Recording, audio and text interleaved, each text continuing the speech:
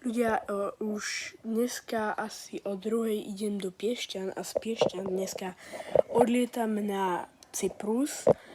Budem tam 7 dní alebo noc, teraz neviem. Každopádne, neviem, čo mám natočiť vlog, to mi môžete napísať do komentára.